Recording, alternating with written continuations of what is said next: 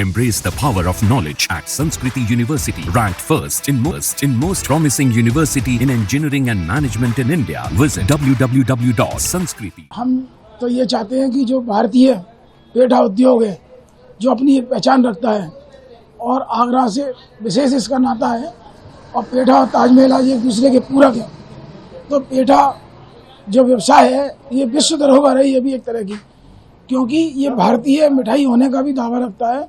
और ये कुष्मांडा फल से बनता है, जिसको हिंदी में पेठा बोलते हैं, और इसकी अपनी एक बहुत पहचान रही है। हजारों साल तक केवल इसको आयुर्वेदिक औषधि के रूप में जाना जाता था, और हमारे इसको धार्मिक अनुष्ठान में भी इसका बहुत महत्व है, तो इसकी एक बहुत विशेषता है।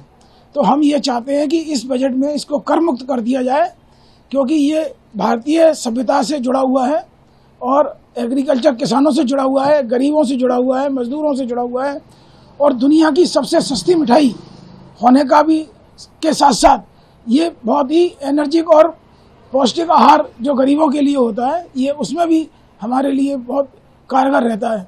तो इसलिए इसके एक विशेष महत्व है, और इसके व्यापार को सरकारों के द्वारा प्रोत्साहित करना चाहिए, क्योंकि ये हमारा जो इंडियन ट्रेडिशनल स्वीट्स जिसको हम पेठा बोलते हैं, हम ये चाहते हैं कि सरकार के हस्तक्षेप से ये पूरे विश्व पटल पर इसकी ख्याति प्राप्त होनी चाहिए। ये पेठा जो है कच्चे फल से बनता है, और ये आयुर्वेदिक के रूप में होता है, कि औषधि के रूप में भी लिया जाता था पहले।